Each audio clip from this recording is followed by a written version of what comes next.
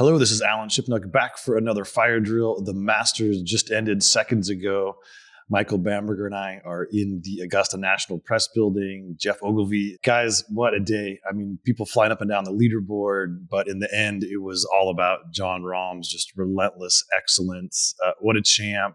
What a performance. Geoff, what did you see that particularly impressed you out of Rahm today? I don't know. I mean, that back nine he played was pretty flawless. I mean, that was a Jack Nicklaus, Tiger Woods level back nine on a major. Buried the par fives. Every putt he hit, he had tap-ins for par most of the time. It was just class. He just looked, as soon as sort of Brooks looked a bit shaky there at the end of the front nine, he just looked like he got his second wind. It's like, right, we're on here. Let's go. I'm going to win the Masters. Catch me, you know. It was incredible. I mean, Phil's finish was pretty amazing, and it got a bit scary there for a minute because, I mean, those two guys were so far in front. To imagine that sort of thing would have happened, you wouldn't have ever imagined it. But no, it was fun to watch. And Rahm looked every bit the best player in the world today. Geoff, how does a guy do that? How, really, you know, they played 30 holes together. They were with each other the entire day. Really, neither played a great third round. Of course, very trying conditions for the first 6 holes. But how do you think Rahm was sort of able to turn it around and go from what he did early on Sunday to what he did late on Sunday?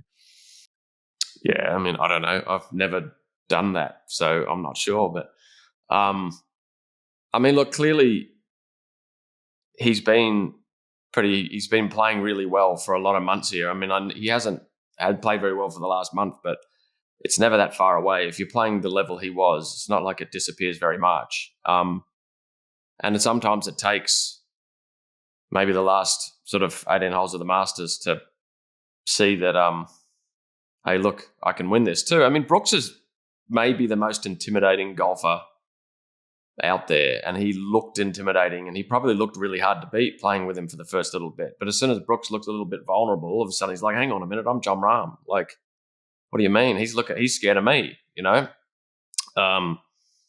It doesn't take very much sometimes, especially if your game's really good. One swing, I remember that. That's what it was. That's what I was doing, and let's go, you know? So, I don't know, just the best player in the world finds a way, you know? I mean, we've seen it with all the best players in the world. When they're struggling a little bit, they find a way to turn it around.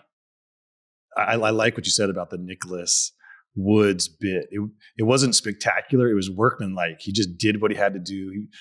He never really felt like he was out of position, and he put a lot of pressure on Brooks. And, you know, as good as Brooks played the first 2 rounds, he hasn't been in this situation in a long time. He has a new knee. He's been through a lot of strife. Like, it just, as you said, Geoff, it just looked like Brooks didn't quite have the belief that you need in that crucible. So all credit to Rahm. And, you know, he has been a prolific winner around the world for years now, but only it felt like he needed to add another major if he was going to put a stranglehold on number one. And it's been this ongoing debate. Is it Scheffler? Is it Rahm? Is it Cam Smith? You know, but I think this definitely solidifies Rahm standing as the best player in the world. Subject to change. We still have a lot of golf this season in front of us, but this was a statement and at exactly the right moment, I think. Can you imagine that on some level for both Geoff and Alan, that they're thinking at all about PGA Tour versus Live Tour? Or do you think the Masters is so big that maybe they could just put that aside for a day? I don't think Brooks is thinking about that at all, or Rahm. I mean, I think Phil maybe. I mean, he looked incredibly satisfied when he held that putt on the last.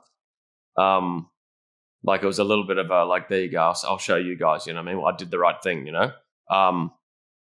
Which is fair enough, because it's kind of the consolation prize. I mean, because he probably knew realistically he wasn't going to win, but I mean, what a round to play. And he birdied the last 2 holes, got on top of Jordan, who was playing an unbelievable round. I don't think many of them. Patrick, I don't think thinks that way either. Of the guys who are up there, I don't think Patrick Reed or Brooks are the sort of guy who'd care about that sort of thing. They're just trying to win the golf tournament they're playing in. And Phil traditionally was that guy too, but I don't know, he looked a little bit that way maybe. We'll get to Phil in a minute, but I will say this. You know, 3 live guys basically in the top 4 plus ties. And maybe we can retire what I've felt all along was kind of a silly talking point that going to live was they were suddenly going to become bad golfers. They weren't going to care. Their skills were going to deteriorate because there wasn't any tournament pressure or any meaning. I mean, in every professional sport, except for golf, basically, the athletes have guaranteed money, and the best players have the most money, whether it's Steph Curry or LeBron or Mike Trout or Tom Brady, go on down the list. But those guys continually push themselves to get better, and their life is organized around winning. Like, the money doesn't corrupt them.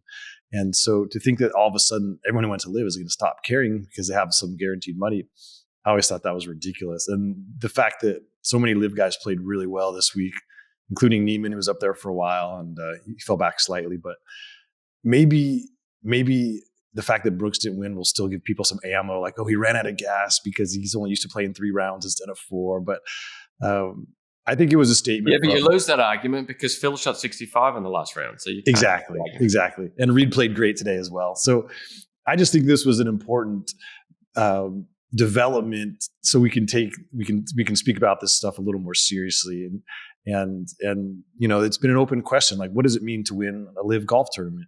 You know, Brooks prepared for this event by winning 2 of them, and that's what sort of catapulted him into Augusta with this momentum. So, you know, how we assess live going forward maybe can be done with a little more sobriety and just a little less smirk, because clearly these guys can still play and they're still dangerous.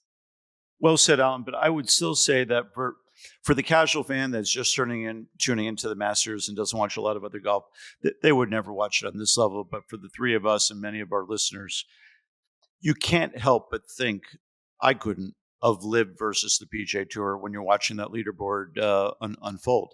And knowing especially what it would mean to Phil, it just sort of adds another level of complexity.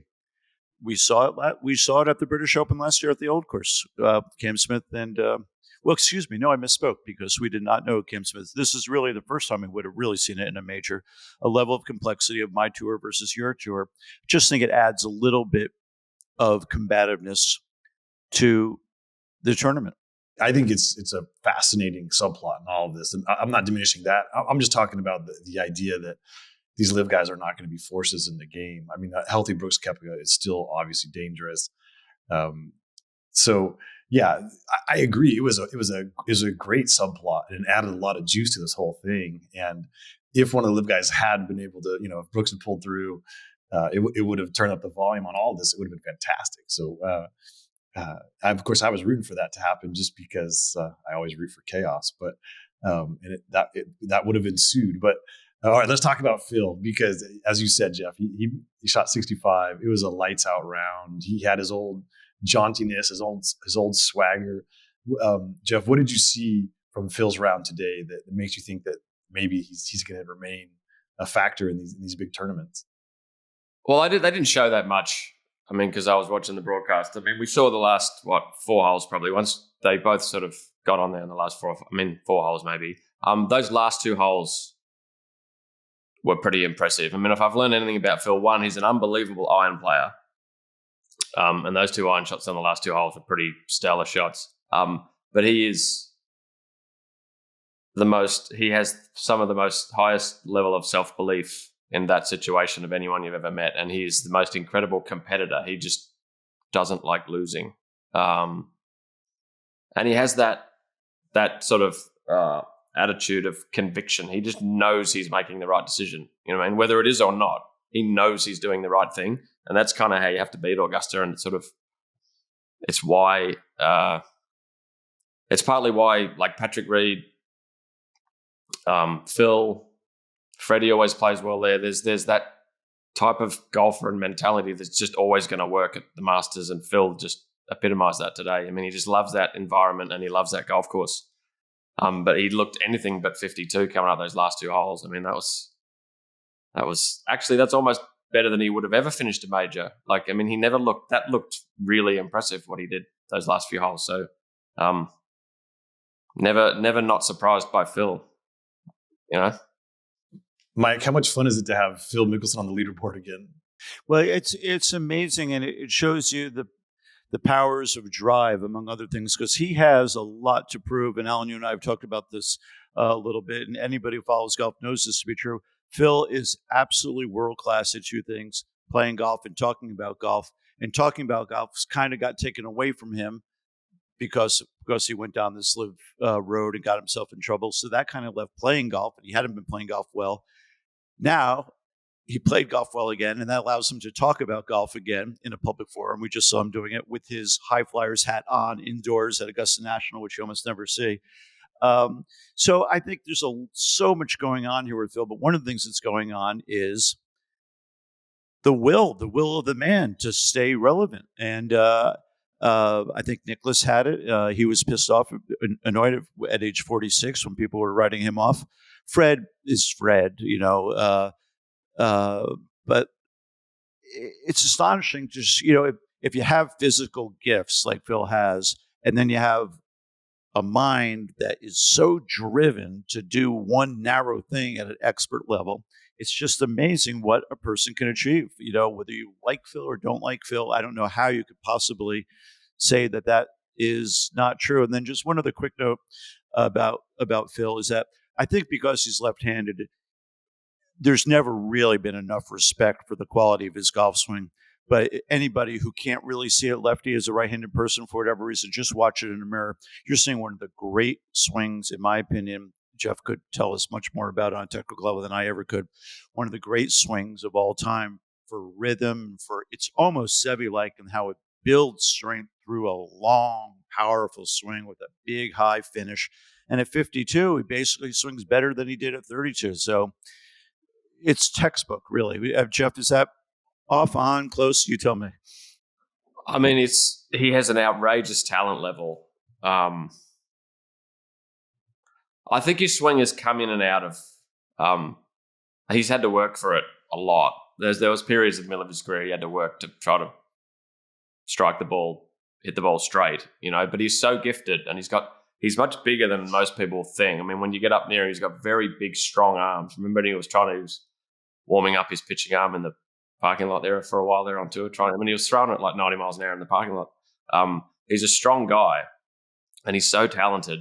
And like you said, I think it's the drive. It's just that will to just competing. He's like a dog chasing a ball. He's only got eyes for what he's going to do. And he has such belief in what he's doing. But yeah, that is surrounded. You're right. If you do, we all look at left-handed swings and we just think, I don't know really what I'm looking at. So we don't really try to even sort of judge it. But when you play with him, especially as I said, his iron play, that's sort of between 130 and 200. He's just unbelievable. The amount of shots when you're just being loose and you're playing not on tour that he nearly holes from 180 yards is incredible. I've seen a lot of those sort of shots that he hit on 17. And he'll call it. He's so sort of cocky when he's out there playing that as soon as he makes contact, he's calling the ball to go close to the hole, or he's calling it in, or, hey, God, did you see that? I lost it in the sun, and it goes right next to the hole. He's fantastic to play with like that. But the amount of iron shots he hits close to the hole is incredible. And his short game's clearly what it is. I think the driver and the putter, the two ends of the bag, have been the bits that have come and gone. But I think that middle area of the bag, he's always just been incredible. This is kind of nutty to say, but when you think about a U.S. Open at L.A., there's some U.S. Open courses that would not be suited to Phil Mickelson. But that L.A. Country Club course, I think it's very similar in ways to Augusta National. And this might not be the last time we hear from Phil this year. Last year they took, in my opinion, from what I've heard, they took the Masters away from him. Phil's handlers took his U.S. Open press conference away from him, something that he would normally enjoy. He obviously didn't. And this year, to see Phil both on the golf course and in the press tent being Phil, it's sort of like welcome back to golf, Phil. He was very emotional in his, they brought him into the big room, as you said, but he did a flash interview kind of right off the golf course, right out of the scoring area. And there was some emotion in his voice and his eyes looked a little watery. I think, Phil's been through a lot. We know that in the last year plus. And I think he feels like he's Phil Mickelson again. You could even see it earlier in the week. Obviously, Augusta lights him up. Amy Mickelson is here, his wife, and I don't think she's been in a tournament since the 2021 U.S. Open. She had just sort of stepped back from a lot of the energy around Phil and the controversy, and he clearly, they were holding hands. I caught this little very intimate moment upstairs in the clubhouse. It's neat to go up there on that balcony and watch the players come up the last hole. And they were sitting at this table right outside the champions locker room, holding hands, and their faces were maybe a foot apart from each other, talking and whispering and giggling, and they did look like college sweethearts. And I think, Phil's missed that. He's been on the road by himself a lot, and I think being in Augusta, having Amy's support, just the whole energy of the crowd, and I think it was a little muted. I watched Phil on Thursday a little bit, and I think people were not sure. Do we cheer for him? Do we not? He missed last year. There's all this stuff. But as the week went on, I think the cheers got louder, and today they were quite lusty. And I think people just are happy to have Phil back between the ropes. And I think this week meant more to him than we could possibly know. And it was just reflected a little bit in those remarks after. It wasn't even what he said. It was how he was. You could see he was fighting back the emotion. So that was cool. I mean, golf is a lot more fun, a lot more interesting when Phil Mickelson is on the leaderboard. Whether you love him or hate him, I don't think anyone would disagree with that. Geoff, if you don't mind, I'll ask Geoff a question about Jon. Do you see Jon Rahm in Greater Phoenix? Have you played casual golf with him, and what might you know about him that the public doesn't? Oh, I think not that much. I mean, he lives. I haven't been here for a while, so I haven't been around that much. I mean, I've seen him a little bit. He's a member at Westbrook, but he tends to practice at Silverleaf mostly because he lives there. And he can drive his own car to the golf course and stuff. So I don't go there as much. So, I mean, I don't see him much, but I've played with him a little bit here. I mean, he's like all of these guys. I mean, like everyone on tour, when you go see him play at home, everyone gets a little bit better because they're looser, and the level is quite high amongst tour players when they get home. And when it's guys like Jon Rahm, it's incredible the stuff that they do when they're showing off. Hard worker, wants it, passionate. He's everything you see. I don't think Jon Rahm hides very much from anybody. I think if you watch enough golf on TV, you got a pretty good sense of who Jon Rahm is. So it's funny that we've gone this deep in this podcast. We haven't mentioned Tiger Woods. I mean, he withdrew Sunday morning, which wasn't a shock. I mean, everyone could see how much he was struggling on the golf course in the cold, wet conditions Saturday afternoon. And he cited the plantar fasciitis, which would make sense because his limp was so pronounced late in the day. I mean, more than we've seen. It looked not so much like fatigue, like actual pain. And of course, if you've had plantar, which I have, it does feel like it can stab in the bottom of your foot. So maybe that's the good news that can go away. It's not a debilitating thing, but bigger picture, seeing Tiger struggled. He was basically dead last when he withdrew, and seeing the physical toil and just how much it takes out of him. I mean, are we going to look back on this is the week when Tiger kind of realized that maybe it's just not worth it, and he accepts that to put himself through this much pain and this much strife, to have to scratch and claw to even make the cut and not be a factor on the leaderboard. I mean, is this the beginning of the end of Tiger as far as showing up these majors and trying to compete? We don't know how. I don't know how bad his leg actually is. It doesn't look like it's going to improve. I mean, I don't know. Like when you get older. I mean, I'm rambling. All I know is me. I'm healthy and I don't have any soreness. But if I walk 72 holes at Augusta, everybody's a little bit sore at the end. I mean, it's a tough walk. It was wet, so there'd be some slippery up and down hills where you'd have to be careful. And it's a long way to walk. I mean, at 47, I'm 45, he's 47. So, I mean, it's a long way around there for healthy. So, I mean, if he's got all this stuff sort of holding his right leg together, and it's not a surprise that he gets sore. I mean, who knows? I mean, maybe it improves. Maybe it's on the way. It's not going to be through lack of effort. And I think he's going to try to play golf until he just can't. Because he loves it so much and he loves that situation. So I don't think it's done, but it might be coming less and less every year. I mean, maybe there's only one or two every year, but hopefully he keeps coming back. Two of the wisest insights into Tiger I've ever heard, both came from Nicklaus, and I fully believe both. One was when he ran over the hydrant and everyone was exploring Tiger's private life, and Nicklaus had the common decency to say it's his private life. It's none of our business. I happen to agree with that. The other thing Nicklaus has said forever about Tiger is never underestimate this Tiger Woods. And I have found in my own life, trying to write about Tiger Woods since he's a teenager, that every time I do underestimate him, not that he's trying to prove me wrong, but he does prove me wrong, I would say right now, the way he looks, the way he's looked the last few times out, forget about him contending in a tournament. It is almost hard to imagine walking 72 holes of any golf course, the 4 straight days of competition, and then whatever he would do, in the practice rounds. But having said that, like Big Jack says, you can never underestimate the Tiger Woods. And as we've seen with Phil, you can never underestimate the role of will in a person's life. And we just had an illustration, and that's part of the beauty of the game. We saw an actual illustration of the application of will in what Phil did. But Tiger is at a completely different level. So you can't say no, even though it looks like no. Yeah, but the difference is Phil's never had any injuries. I mean, he still has that long flowing swing. He's still limber and supple. He's probably in the best shape of his life. Even go back to college, Tiger's got the fused spine. Of course, we know all the litany of injuries and the back surgeries and the metal in his leg. With Tiger, I don't think it's about will. I don't think he can go in the gym and make his foot and his leg that much stronger. He can't give himself more movement in his spine. Like those things are fixed. They can only probably get worse and not better. And so the question becomes if for Tiger, and Freddie Couples said, I come here to compete against myself. I know I can't beat the best players, but I come to compete against myself and try and make the cut. And if I do, that's my victory. I think that's cool. That's great for Freddie. And it's a thrill to see him out there, and everyone loves to watch him play golf. Would Tiger be able to accept that? He's always defined things so differently.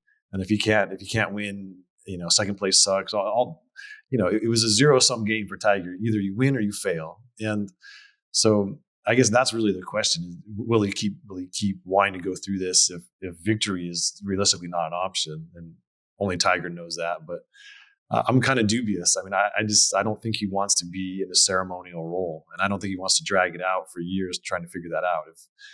I think maybe LA Country Club, those are the grasses he grew up on. He's a Southern California guy.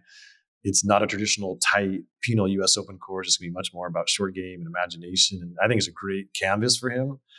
And if he goes there and he struggles, I don't know. I'm not sure how much more Tiger's going to want to put himself through that. But maybe I'm just a pessimist. I don't know. I don't know if he'd be able to not play. I mean, it would take a lot. He'd have to be a long way away from. He'd have to be playing really, really poorly to not want to play. I think he'd always try because he's been always trying. That's his MO, right? He just tries really, really hard.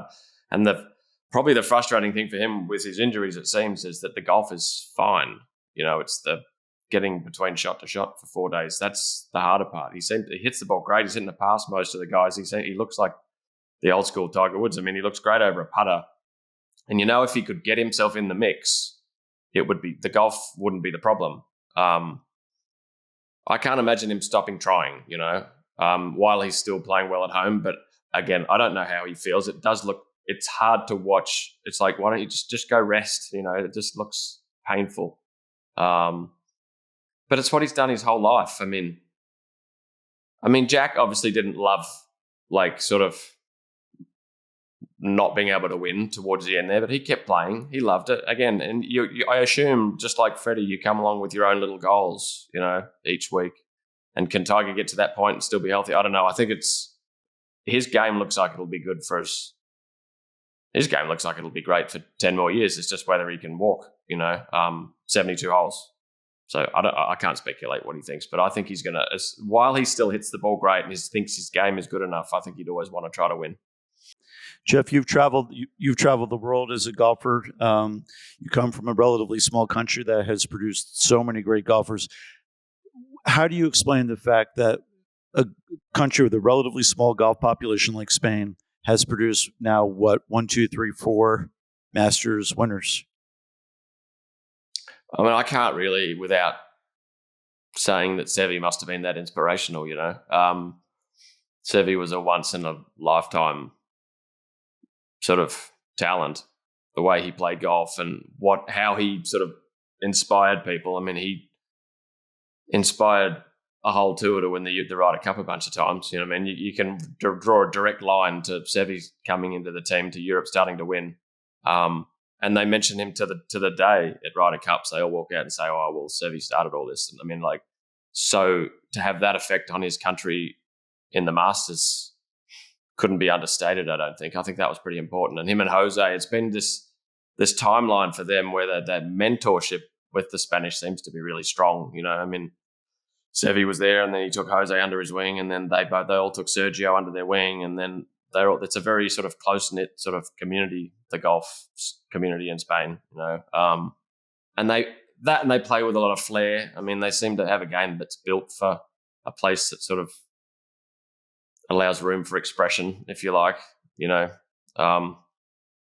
never had to be the straightest hitter, but it helped to be long, and most of them seem to be long, and they all move the ball both ways. They always move the ball both ways, and they all have great short games, and they all have sort of that matador sort of like stand up to the big moment, sort of the flair for the dramatic in the big moment. You know, it just seems to be cultures have personalities in their golf games, you know, and it seems like the personality that comes out of the Spanish golf game seems really, really well suited for the sort of the stage and the drama of the Masters, really.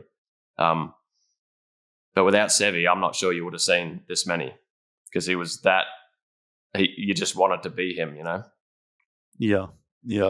Even Seve is such a fluke, because I went to Pedrinha, this little village that he's from. There was no golfing tradition there whatsoever, and then but across the bay is this lovely city called Santander, and I can't remember which king it was, but one of the kings in like maybe the 1920s decided that he was going to start going up to Santander as a getaway, as a vacation, and he wanted a golf course built. And so they sent people out to find some land that was suitable.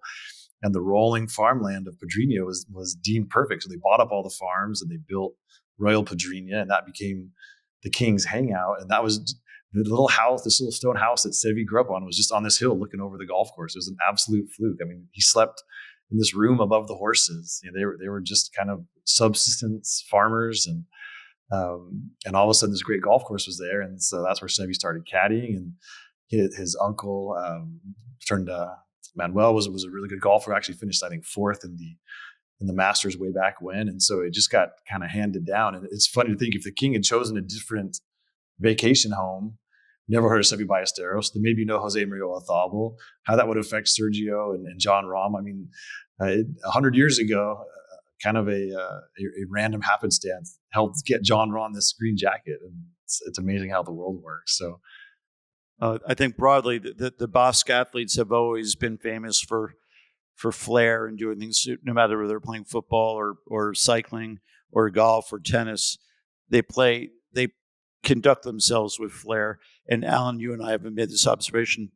Augusta National is a kind of cozy club in its own way. It's not nearly as cozy now as it used to be, but we've seen many times Seve, of course, when he was still in good health, and Olazabal, to a lesser degree, Sergio, and now we'll see with Jon Rahm Rodriguez. But they really enjoy the club. You know, we see them drinking red wine, or their families, maybe more accurately. The agents are part of it. The wives and the parents are part of it. And they sort of they kind of almost take over the club in ways. They're very relaxed and very at home. And I don't know if that has anything to do with their success here, but Augusta National can be a really uptight environment for a lot of people. But thinking about the times I was lucky enough to see Seve and Olazabal here, they didn't seem uptight at all. They seemed like, this is our club for the week. We enjoy. And it was great. Yeah, no, that's a real thing. I mean, like, Lee Trevino would change his shoes in the parking lot because he didn't want to go into the clubhouse. He didn't feel welcome there. He didn't like the energy. And for a guy of that talent level to never win the Masters, I mean, I think that's part of it. And, you know, Tiger came here and he had that chip on his shoulder, and, you know, that he turned pro on that ad campaign about there's places I can't play because of the color of my skin. And, you know, that fueled him. And so the energy around Augusta National definitely can affect different players in different ways. And, I think Rahm is going to be a great champ. To me, there's something just kind of regal about him. He just carries himself with such class. Mike, you and I have talked about. He has a beautiful command of the English language for a non-native speaker. He's so eloquent, and he seems to always say the right thing and be on the right side of every issue. And He will look good in green, and I think he'll wear that jacket in a really cool, special way. So it was a wonky week with weather delays, and Masters Saturday was a total washout. Only a few shots got shown on TV, and not a lot of holes got played. And but I think this was a Sunday to remember, and I think the right guy won. So before we release our listeners, any final thoughts on a pretty memorable Masters? As I said, I thought it was fun to watch. And like you said, I mean, I was there until yesterday. If you'd been there most of the Thursday, Friday, Saturday, you would never have imagined that it would finish with the sun setting at the right time in 2 balls on the 18th grid. There's just no chance that was ever happening all week. And again, 99% of the time, the Masters finishes the right way, and it's incredible achievement from the operator. It's every time I go there, it blows me away at how impressive an operation it is, and it's the most impeccably run event in the world. Surely, I don't think anything could be run any better than that, and they deserve all the sort of credit they get because it's an amazing thing. And Jon Rahm, I don't think we've seen him not winning majors, and I think Brooks Koepka, I think, is back. He looked like the old school Brooks Koepka for about 5 or 6 holes, really. And he looked it when he finished, which I think was nice. He finished pretty strong. He looked a really good player on the last few holes. And I think Jordan Spieth's going to win more Masters because he just looked so good around there, and it was fun to watch. Oh yeah, Jordan Spieth. Just very quickly, this was the full Spieth experience. And if you're watching on Thursday, he's in the pine straw on 13. He's pretty far from the green. You would think it's an automatic layup. It's the first round of the Masters. You don't have to be a hero. He goes for the green. He knocks it in the water. He just hit it in the water on 11. And it's like facepalm because sometimes he just does the most inexplicable things. But then when he gets going like he did today, there's no one who's more fun to watch. But if you look though, that's why he's good at the Masters. I mean, if you think about the people who are always good there, they're the ones who do that. Phil has never not taken a shot on. Tiger took every shot on. Seve took every shot on. I mean, they're the guys who win there, and he plays like that. He plays to win the tournament, and that's the only way you can win the tournament is if you play to win it, and he plays to win it. It's fun to watch. Oh, I agree. It's fun. For sure on, Saturday or Sunday, if you think that's what you need to do. But I just think, man, Thursday, even if it's an incredible shot from there, it's probably going to be a long eagle putt. He's going to be putting for 4. If he lays up, he's going to be putting for 4. Like sometimes I wish he would just play the percentages, but I guess you're right, Geoff. I mean, that is who he is, and that's what's made him great. So yeah. It was fun to have some old school Spieth racing up the leaderboard as well. Michael, any final thoughts? When I watch him, he always looks like he might be shooting 41, and then you look at the card and it's 33, and it's like, how did he actually do that? But then just one quick note about Rahm. Alan, tell me if this is not correct, but I think he and Phil share the same agent or manager, and Steve Loy. Is that correct still? Yeah. Yes. So, and he's been a voice for moderation about LIV, that the LIV players should get world ranking points. I think all 3 of us agree with that. And now he's always had a platform in the game. Now he has even more of one. And it's not good for golfers there's enough real war. It's not good for golfers to be at war with each other. So maybe with his win and with the prominence that it brings, maybe he can be even more of a voice of reason and be some sort of mediator. Yeah, that's well said. I saw a tweet, which I haven't had a chance to really dig into, but that, Brooks Koepka will get his full Ryder Cup points that was from a PGA of America spokesman in their standings. And, it's a Ryder Cup year. It's hard. He will get his full points?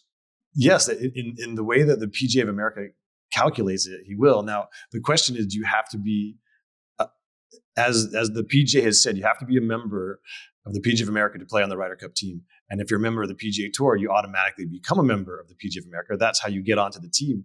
Now, of course, there's many other ways that you could grant somebody membership. But, all of a sudden, when you're thinking about this Ryder Cup team, you figured out Dustin's not in it, Brooks is not in it, Phil's not in it. But if as you say, Michael, there's larger reapproachment and some of these things get finessed somehow, all of a sudden those are 3 heavyweight personalities and players who might somehow be in the mix where they weren't a week ago. So it's we'll have to investigate a little further how the PGA is going to handle all this, because it's now the points start getting real when you get to the major championship season. So as always, there are a million subplots in professional golf right now, but the big story today, Jon Rahm, incredible victory, commanding victory, really, won by 4 shots. And in some ways it felt like more than that. He was in total control of this tournament pretty much all of Sunday. So all credit to the new Masters champion.